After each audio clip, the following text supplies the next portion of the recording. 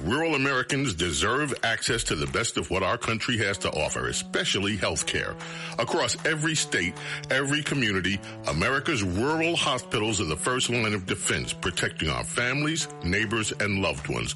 No matter where you live, hospital care doesn't clock out. They're there 24 hours a day, 7 days a week, 365 days a year. Each year, America's over 5,000 hospitals care for millions of patients, providing 24/7 emergency care, delivering babies, cancer treatments, and other life-saving care that patients rely on. Behind every one of those patients are doctors, nurses, and caregivers working tirelessly to keep people healthy and safe. Hospitals are our community's lifelines. They employ our neighbors and keep our families healthy. But now, some in Congress are threatening access to care. Tell Congress, protect patient care to keep America strong. Don't cut rural health care. In the squadron, they called him Bullets, but we call him Greg Kelly. Greg Kelly is on the air on the Red Apple Podcast Network. Hello. Let's see here. War, the liberation. I didn't like war in Iran or war with Iran. It is a war of liberation, hopefully, or a war of stop messing around with terrorists. Definitely. No more terrorism, no more nukes, no more ballistic missiles. Start behaving like a civilized country. Is that too much to ask? President Trump is right now in the Oval Office with the Chancellor of Germany.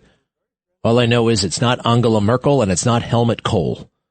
And it's not Helmut Schmidt either. It's the new guy, Schwartz or something like that. Let me hear what he's talking about because he's getting a lot of Iran questions. And in New York, too, they had a big rally, my pictures all over the place. The fact is that people are happy what we did. And you could never, and I've always said it, you could never have had true peace in the Middle East if Iran was allowed to go, even beyond the nuclear. If Iran was allowed to have look at all the missiles they built. A lot have been now taken out by us, and a lot have been expended. But they had thousands of missiles in a fairly short period of time. And I'll go two things. The attack that we did, known as Midnight Hammer, had we not done that, Iran would have had a very powerful nuclear weapon within 1 month. We did it. It was great timing, but, and you've been able to see that too. The other thing was Barack Hussein Obama made maybe the worst deal I've ever seen, because he gave all power in the Middle East to Iran. He went the exact opposite way. And I terminated that. If I didn't terminate that deal, they would be sitting with a massive nuclear weapon 3 years ago, which would have been used already on Israel at least, and other countries also. And we wouldn't be talking about it right now. But if I didn't terminate the deal that Obama made, giving them everything, including plane loads of cash. Do you remember the airplane flew over there? It was a Boeing 757. There was two of them, loaded. They took out all the seats. It was loaded with green cash. So much cash that it was in Virginia, Maryland, and Washington, D.C. They got all the cash from all the banks. They put it, and they flew it to Iran. I never knew a president had that power. I'm going to maybe try it sometime if it's okay. I think I'm going to do it. I'll fly it somewhere. Nobody's ever seen anything like it. 2 planes loaded from floor to ceiling, big planes, Boeing 757s, taken over there and given cash. In addition to that, he was giving them billions of dollars. But worse, he was giving them the right to have the path to a nuclear weapon. And that deal expired. A lot of people said, oh, you terminated it. Well, it was going to be terminated anyway because it expired. It gave them the right to have top-of-the-line nuclear weapon. If they had, because they're crazy, just like the people on my right during the State of the Union. I looked at them, I said, you're crazy? These people are crazy. And if they had a nuclear weapon, they would have used it. All right, how about 1 or 2 more? Mr. President. Go ahead, please. Chandler Merz, you just heard that the president is thinking about punishing Spain. Punishing Spain? Spontaneously on this, and what can you do to Well, the answer on that is quite simple. We are trying to. All right, we'll come back to whatever the Germany guy has to say. What is his name? Gerhard something? German Chancellor. Is that him? Steinheimer? And when did this happen? No, it's not him. That's the president. Who the hell is the Chancellor of Germany? What the hell? He's got glasses. He's thin. I think it's Schwartz or Schrager or something like that. Look, you know, it's really amazing. How right President Trump has been about this, for 46 years. His first appearance on national television was in 1980. It's just amazing. There's the prophetic nature of President Trump. What he said during that interview. He was only 34 years old, not old enough to be president. They're already asking him, do you want to be president someday? The first time Kamala Harris was on TV, they thought she was a hooker. No kidding. They thought she was a mistress of Willie Brown, which she was. This is 1980. President Trump. Cut 3, if you don't mind. Please cut 3. The Iranian situation is a case in point. That they hold our hostages is just absolutely and totally ridiculous. That this country sits back and allows a country such as Iran to hold our hostages, to my way of thinking, is a horror. And I don't think they'd do it with other countries. I honestly don't think they'd do it with other countries. Obviously, you're advocating that we should have gone in there with troops, etc., and brought our boys out. I absolutely feel that, yes. I don't think there's any question, and there's no question in my mind. By the way, how about that, huh? The conviction. I think that was after we already blew it in that rescue mission. Merz is his name, like Ethel and Fred Merz. Is that his name? The Chancellor of Germany? Merz. Huh. Merz. To me, this feels like, the bookend. Something that started in 1979 is being wrapped up. It's being kind of brought in for a landing. And this is what it sounds like when we're going. Wait, who? Is that what you just came in to do? Thank you. We'll call him Merz. All right, Fred and Ethel Merz. Merz. Did you say Walls or Waltz? Waltz. Walls. Merch. He won't be there that long. These guys come and go. Do me a favor. Play, if you would, cut 1, the hostage crisis in 1980, and that horrible rescue mission that went all wrong. Cut 1. Day 173 was Operation Eagle Claw, an Entebbe-style rescue mission using Hercules aircraft and 8 Sea Stallion helicopters. A minimum of 6 choppers had to make it to Desert 1. Because of sandstorms, only 5 arrived. Colonel Charlie Beckwith was their leader. Without 6 flyable helicopters, you couldn't make it. Wasn't any way to do it. Colonel Beckwith had no choice but to abort the mission, and President Carter agreed. As the commandos prepared to sneak out, one of the helicopters hit a Hercules transport. The explosion sent a ball of fire 400 feet into the sky. The toll was 8 servicemen dead and 5 wounded. The corpses were abandoned along with several sets of mission plans. The failure of the mission was the low point of the whole hostage crisis. Well, that was, I remember it well. And you know who was calling the shots in Iran back then? Ayatollah Khomeini. And then he left. And who came after him? Ayatollah Khamenei, who was killed just the other day by us, by Israel, our friends. It's amazing, the continuity in that country. And they never had to really pay a price, a significant price. I'm not talking about sanctions that you can cheat on, right? Let's go back to the Oval Office, if you don't mind. President Trump, I hope he's not talking about Germany still. To find ways how to this guy's about to stop. About the day after. And as far as Russia, Ukraine, where is it on my priority list? Very high. We thought that, I thought it was going to be one of the easier ones. I've settled 8 wars, and actually maybe one more than that. But minimum 8 wars, big ones, potential India, Pakistan, big wars, very important, big ones. I thought this was going to be much easier than it is. There's tremendous hatred between President Putin and President Zelensky, tremendous hatred. I've seen a lot of hatred in my life, but I think this is about top scale. I believe it's going to happen. Sometimes I blame one, sometimes I blame the other. I think it's going to happen, but it's high on my list. not in that it affects the United States so much because it's very far away, but last week and for the last 4 weeks actually, 32,000 soldiers died. 32,000. And it's been averaging 25 to 30,000 soldiers a month have been dying in that stupid war. And I'd love to see it ended. It's the worst that there has been since World War II. If you can't get a deal, what will that mean for you? All you can do is do your best. It takes two to tango, and they have to get along. They have to be able to talk to each other. They hate each other a lot.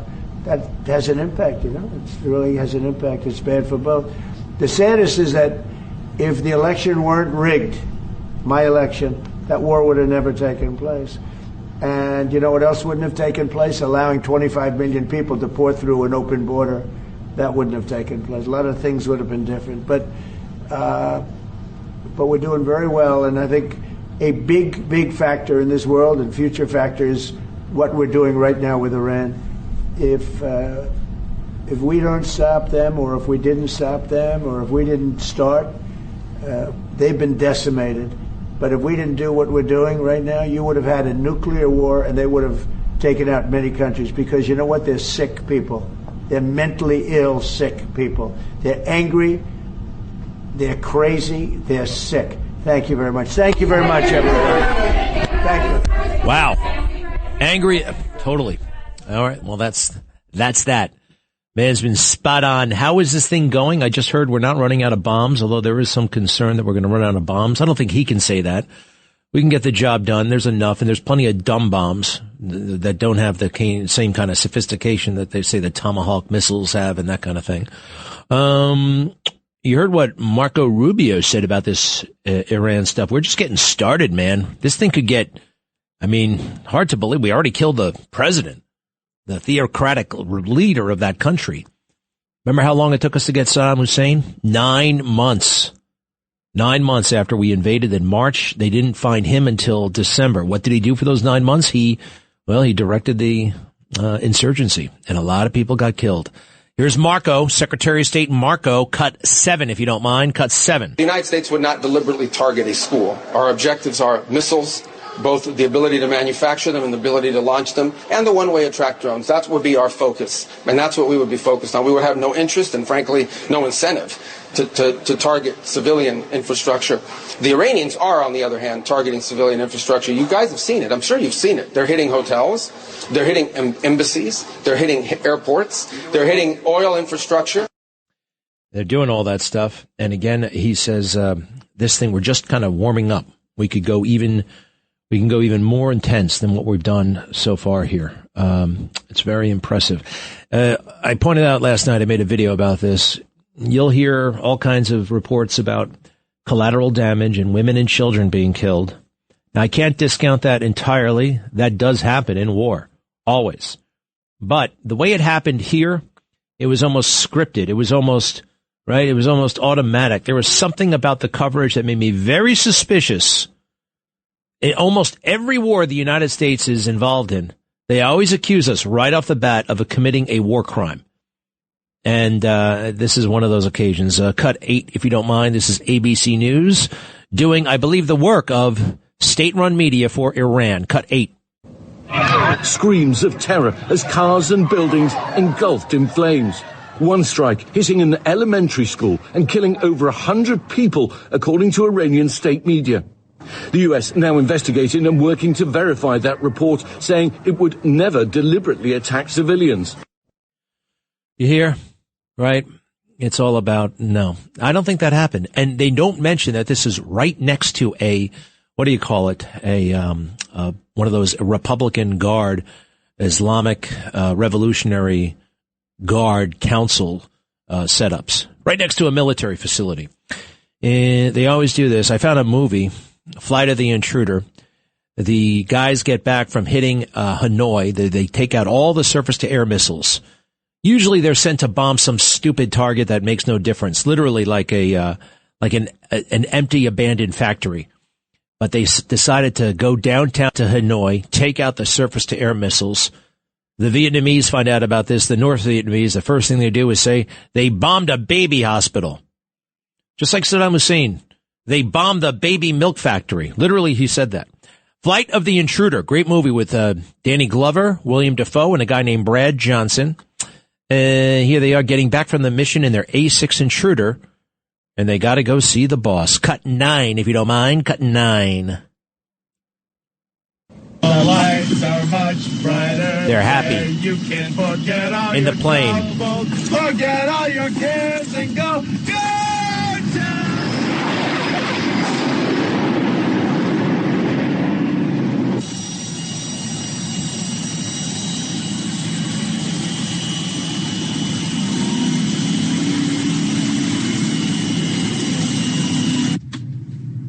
This further dramatizes the reasons for withdrawal from the peace negotiations in Paris.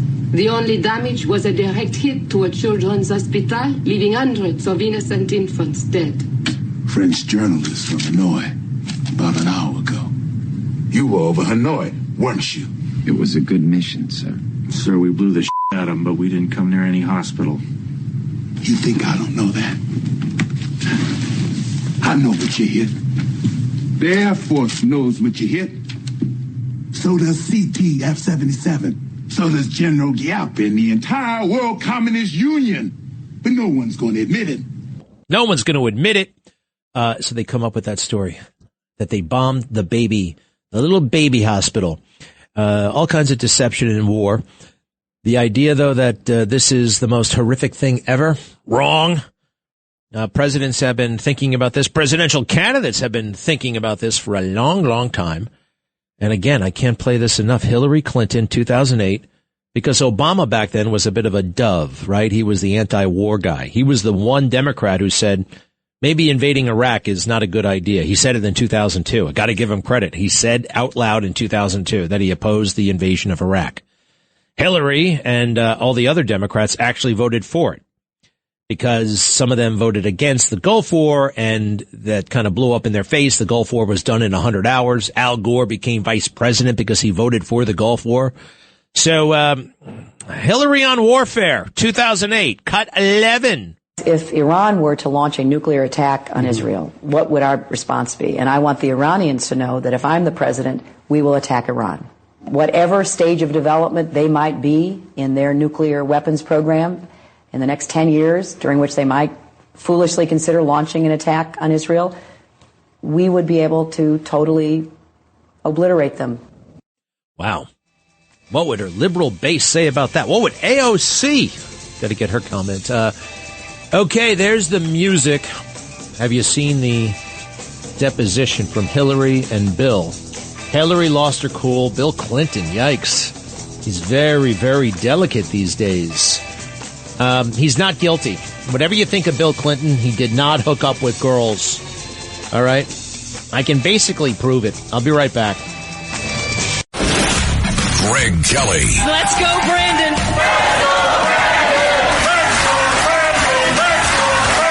On the Red Apple Podcast Network.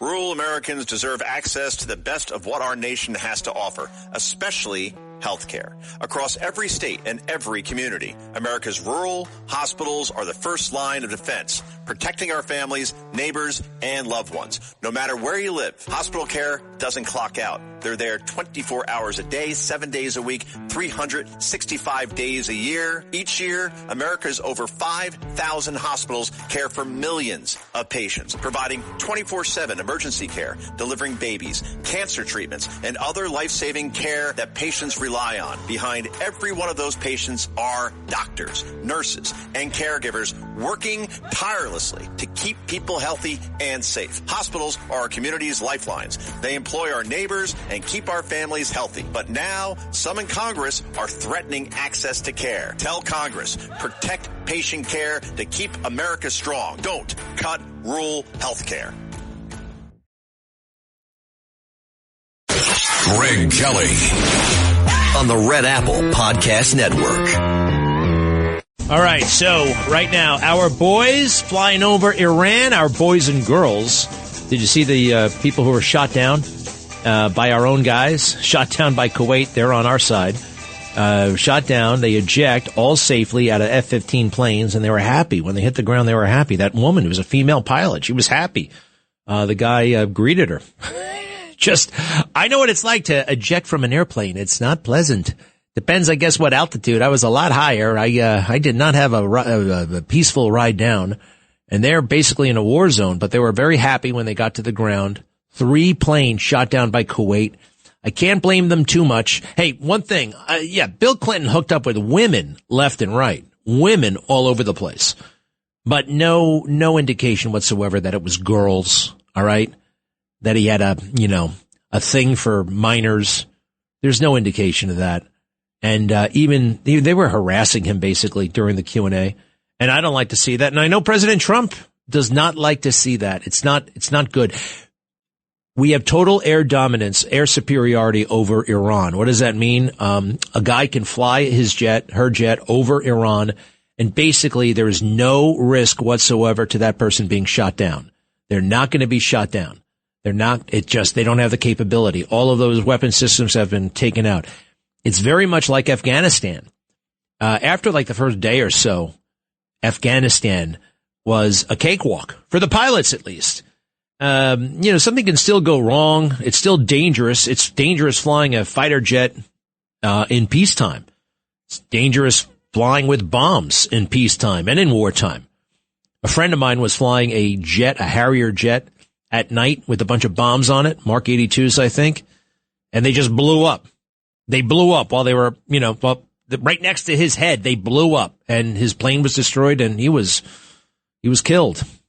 So it's a dangerous business. But one thing these pilots don't have to worry about are surface-to-air missiles, because we took them all out, and now they have total air superiority, air domination. All of the Air Force has been taken out. The Navy is gone. It reminds me, Afghanistan. You know what? The pilots had a nickname for it. They called it Afghanifam. Afghanistan. Why would they call it Afghanifam? Because when you're first learning how to fly, you do these very basic flights. The first 13 flights are just how to take off, how to land, how to turn, right? And they're called familiarization flights, or FAM for short, FAM flights. Very mild, you're not flying in formation, you're not doing maneuvers or anything like that. You're just learning the basics. Afghanifam, Afghanistan. Get it? It was just like a basic flying around, no big deal. Granted, things do happen and bad things happen, and sometimes it is a big deal. But generally speaking, the pilots were not breaking too much of a sweat. Just a fascinating little detail. Now, as to how much damage have we inflicted on the enemy? A lot. But General Kane is still being a little bit, doesn't want to quite frankly say exactly what has happened, because we have to keep the enemy, we want to keep the enemy on their toes. Oh, we just took out another thing. We took out a place where they were convening to pick the next Ayatollah. And a strategist, military guy I know said this is the most important target that we've taken out so far. It's a message. So we took out the Ayatollah Khamenei, right? He's gone. And then we took out the next guy who was going to be the Ayatollah Khamenei. Now, what's so important about that? It is a signal that the next person who's going to run Iraq has got to be reasonable. He can't just be a carbon copy of the Ayatollah. We need somebody who's going to not export terror, not invest in their ballistic missile program, and not be obsessed with nuclear. We need somebody who's going to moderate that place. That's what we want. And, we'll just keep, I know it's not about nation building, but we can do plenty to make sure that this regime, I don't care who runs Iran, as long as they don't pursue nuclear, as long as they don't build ballistic missiles and they don't export terror, if they don't send money to terrorists all over the world. If they want to be brutal dictators, I wish they wouldn't, but they can be. Right? But that's what we're going for. With that in mind, here's my favorite general these days, General Kane, Dan Kane, talking about what damage we did. He uses a lot of military jargon. See if you can figure out what he's talking about. GK5, please. 5. Unlike a single operation like Midnight Hammer or Absolute Resolve, it'll take some time for us to conduct battle damage assessment, and the targeting cycle that CENTCOM will run will take those things into effect. Admiral Cooper will adjust his plan and fires accordingly to ensure that we're attriting that. Attriting that. I think that means killing that. Attrition. Attrition means reducing. Attriting means killing, reducing the enemy. Next clip, please. He's focused on long-range strike capability coming out of the enemy, and that's a key and essential part of it. Of the capabilities that still exist from the enemy front. Yeah, that's what I mean when I say we're still doing BDA. BDA, Battle Damage Assessment. You want to hear some Tomahawks blasting off? GK-4, if you don't mind, the Tomahawk missile, which is fired from a ship, and it can take out a massive building, one of these damn things.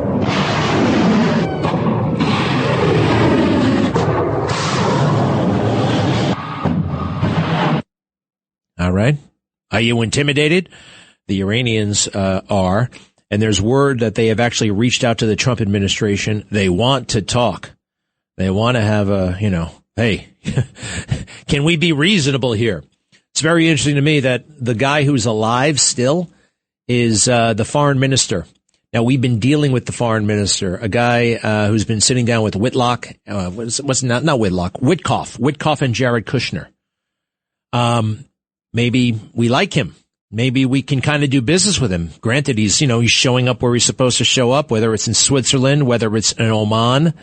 And this guy is still alive, and he's still kind of telling his side of the story. That's interesting. I think he's alive because we've cut him a lot of slack. Don't worry about this thing not being declared a war. They're all wrong when they say this. All of them are wrong. Cut 12.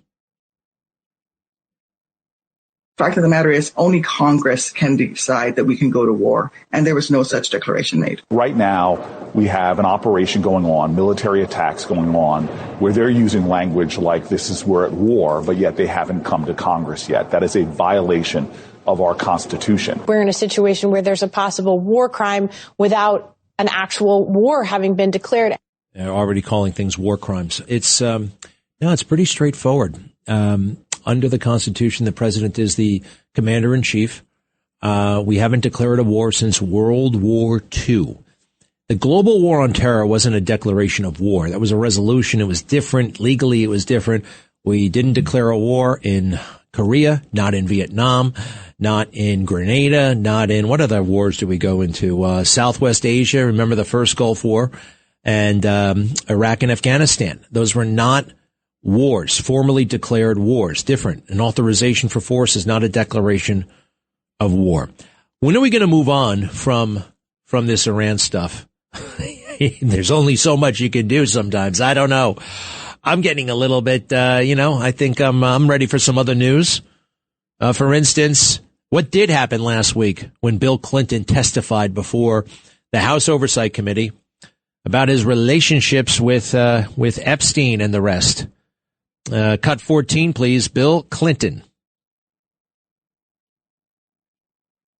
She stated that President Clinton was her friend, not Epstein's friend. Is that accurate? I'd say that it was accurate to say that I felt closer to her than to him. And for the record, why was that? Because I had seen her more, and because she was very good friends with Evelyn Rothschild and his wife Lynn, whom I knew and was in regular touch with. All right. Well, the Rothschilds are all kinds of controversial for another reason, but some people say he's incriminating himself with that answer. I don't think so. And then there's this. This is, they're talking about the island, and they get a little bit more into it. Bill Clinton under examination by the House Oversight Committee. Next clip, please. Have you ever had contact with an individual by the name of Shante Davies? I believe Shante that's a distinctive name, and so I think that was the name of one of his flight attendants. Okay. She's been described on being on a 2002 Africa trip and providing massages. Was she or any other young female on that trip underage at that time? Not that I'm aware of. Okay. Did you ever receive a massage or have physical contact from her or anyone else on that trip? You've seen the pictures. There was one time when I was sitting up and I got a back rub, a neck rub. Okay. And I think Shantae did it, but I'm not sure. Okay. Did you ever visit Epstein's Little St. James Island? No. We have Virginia Guffey, who has testified seeing you on the island with 2 young girls. Did this occur at all? Okay. Why do you think she would have made that claim? Objection, speculation. He can't possibly. Have you ever met her or any other Epstein associated under? So Virginia Giuffre, who's dead now, is a maniac. She's a total maniac. She said things about Alan Dershowitz that could not be true, that weren't true. She's the one who kind of pulled a grenade on so much of this stuff. She was an adult, a consenting adult, when she was with Prince Andrew. Virginia Giuffre was a crazy, psychotic liar. And by the way, she got enough money, right? Because she shakes down these companies. She got enough money to buy herself a mansion on the beach in Australia, oceanfront property. But all the money in the world, all the mansions, all the yachts can't erase the pathetic soul that she actually was. She could have been saved, but she just continued to lie until the very, very end. Alan Dershowitz, he was falsely accused. Now, what I don't like about that tape there, Shantae Davies, and I've seen the picture. You know what? Is that incriminating? Is it incriminating? You can walk by a nail salon in New York City and they have people there doing the feet.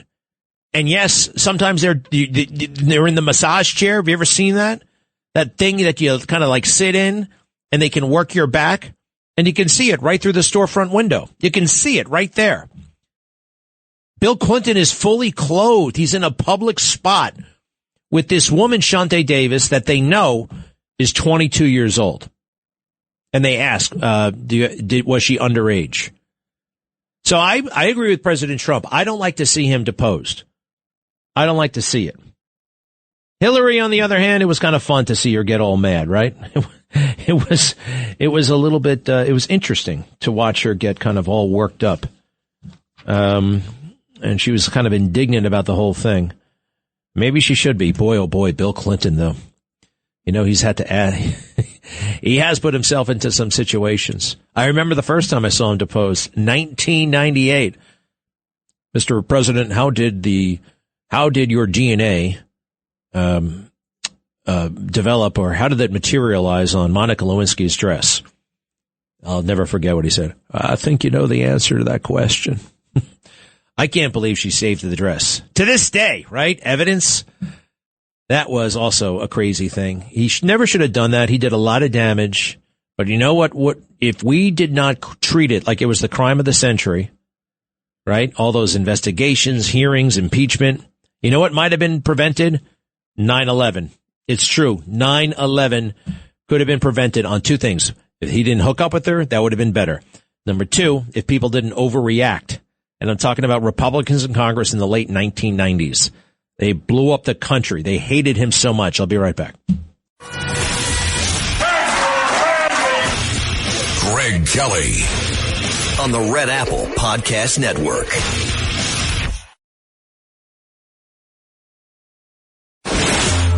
Greg Kelly, entertaining and informative on the Red Apple Podcast Network.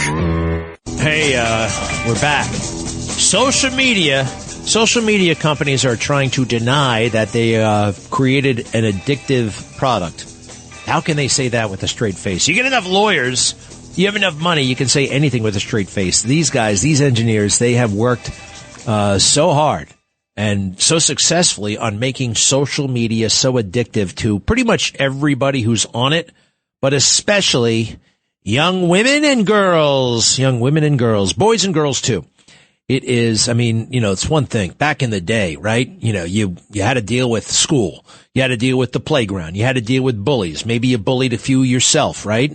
I was bullied at times, and at times I was the bully. And at times, I was picked on, and at times I was doing the picking on. It just depended. I went through phases. And but the beautiful thing about school back then, you pretty much left school when you left school. You may have to walk home, you may have to take the bus, you may have to do something, but by the time you got home, that was all behind you. And it wasn't to be re-encountered until the next day. I mean, you can think about it, you can mope, right? But if you were being bullied, the bullying ended in the playground or in the school or wherever the hell it was going on. Now it follows you everywhere you go. And kids, very difficult for them to cope with this stuff. Very difficult. They don't have the coping mechanisms yet. There are a lot of things. Oh, by the way, I got to figure out how to get my daughter dressed in the morning. Yikes. She is 6 years old. She wears a beautiful school uniform, but this is too tight. This is too loose. I don't want this. I don't want breakfast. I want breakfast and she's sitting down and she's pouting and she objects. It was one hell of a mission to get her out of the house. I got to read a book. I got to go talk to the school psychologist. I got to do something. I could give my parents a hard time. I know it. I remember once we had a coin toss. I was probably 5 years old. Yeah, I think I was 5, maybe 4. We had a coin toss. We were going to go out to dinner and we were either going to McDonald's or Friendly's. And no matter who won, this was the agreement, we were going to be all understanding that we're only going to go to one place, not two. And no matter who won, we'd all be in favor. I wanted McDonald's. My brother wanted Friendly's. Heads, tails, heads, we go to Friendly's. I ran out of the room. I ran out of the house. I was crying. I was so upset.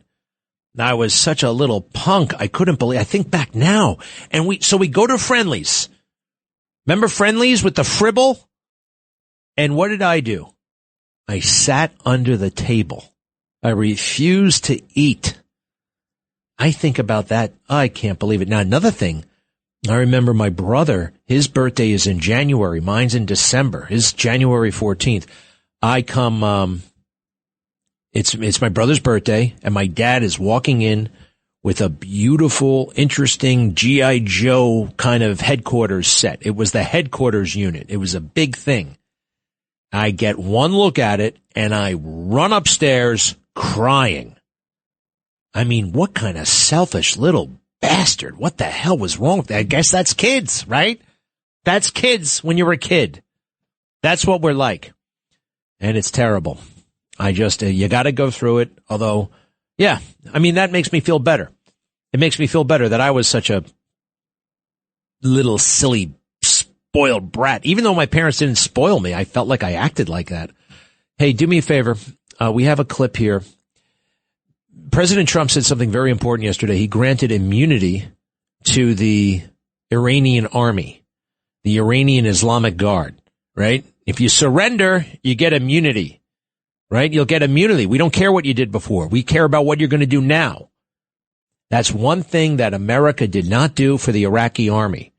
Does anybody remember that? We disbanded it. We told them all to go home. It was one of the worst things you could have done because they had nothing to do.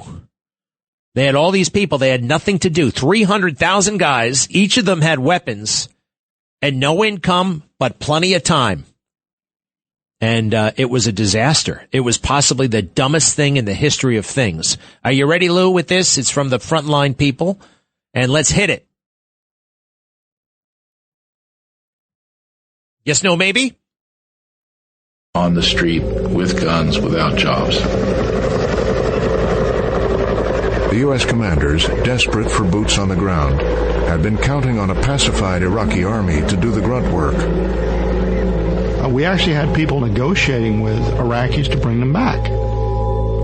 And there were a lot of Iraqis saying, okay, we can bring back units. They were clearly anticipating, at least as late as 9 May, of having available Iraqi forces for us to use in a reconstruction effort.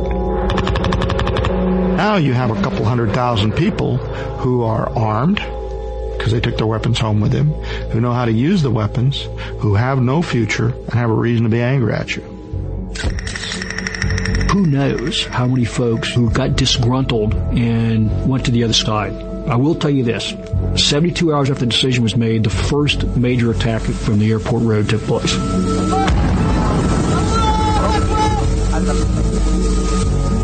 And had 2 of our military police killed. And it has been downhill from there. Wow. And for Commanding General Tommy Franks, it was just one more reason to retire. Yeah, Tommy Franks really screwed that thing up. So did Paul Bremer. Iraq, right? You know, this is not that. President Trump is so much smarter than those guys. Immunity was the first thing he mentioned in the big talk that he gave on Saturday. All right, it's going to work out. It's going to work out. We'll be right back.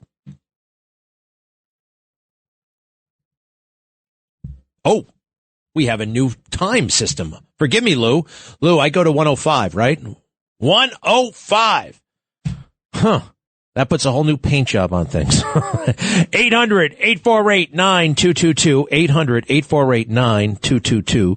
800-848-9222. Yeah, Tommy Franks, one of the dumbest generals we've ever had. Just because they got 4 stars doesn't mean they're bright. Also, it doesn't mean they've even been in a war. You'd be really surprised. Those who actually don't get to fight in a war. You can go your entire career, even if there are wars going on. They miss the war. It depends upon where they're based.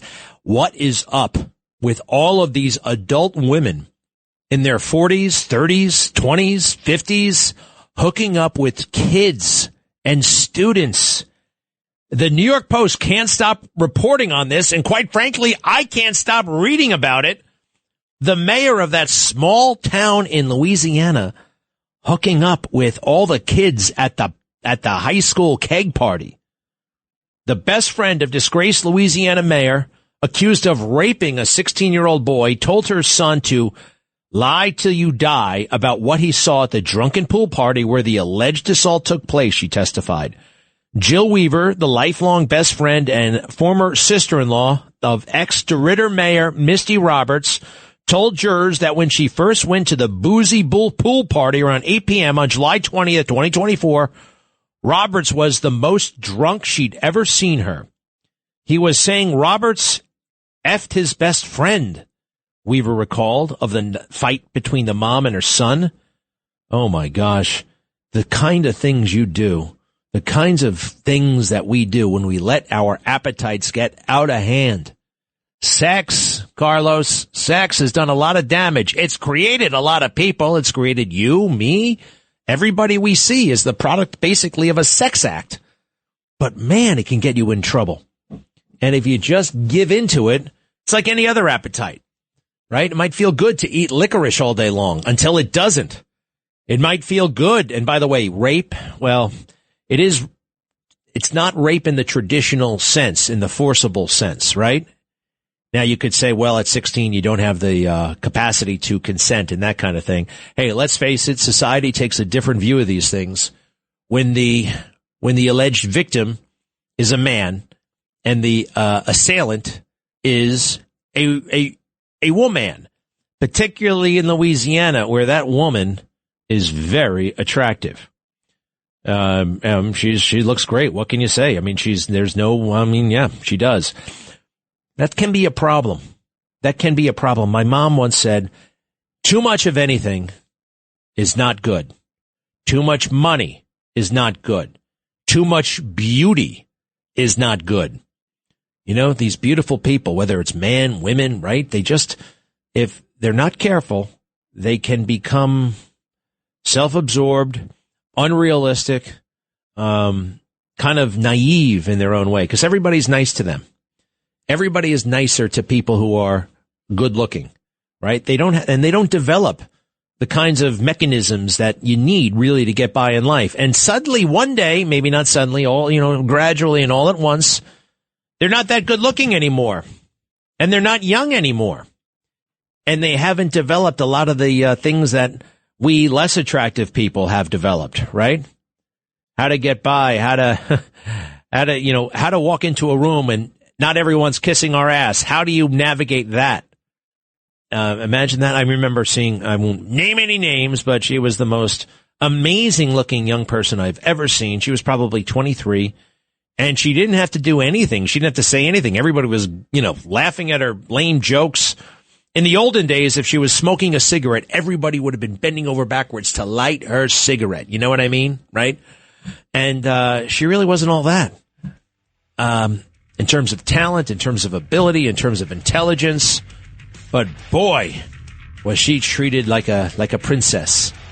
And then one day, somebody younger, somebody hotter, and somebody with something to say.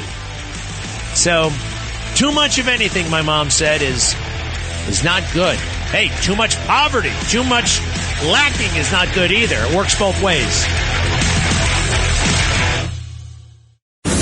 Thanks for listening to The Greg Kelly Show. You can hear The Greg Kelly Show weekdays at 12:15 on 77 WABC. If you like the podcast, share it with your friends and listen anytime at WABCRadio.com and download the WABC Radio app. Hit that subscribe button on all major podcast platforms. Plus, follow WABC on social on Instagram, TikTok, Facebook, and X. See you next time for a new episode so you never have to wonder. What the heck is going on here? Rural Americans deserve access to the best of what our nation has to offer, especially health care. Across every state and every community, America's rural hospitals are the first line of defense, protecting our families, neighbors, and loved ones. No matter where you live, hospital care doesn't clock out. They're there 24 hours a day, 7 days a week, 365 days a year. Each year, America's over 5,000 hospitals care for millions of patients, providing 24/7 emergency care, delivering babies, cancer treatments, and other life-saving care that patients rely on. Behind every one of those patients are doctors, nurses, and caregivers working tirelessly to keep people healthy and safe. Hospitals are our community's lifelines. They employ our neighbors and keep our families healthy. But now, some in Congress are threatening access to care. Tell Congress, protect patient care to keep America strong. Don't cut rural health care.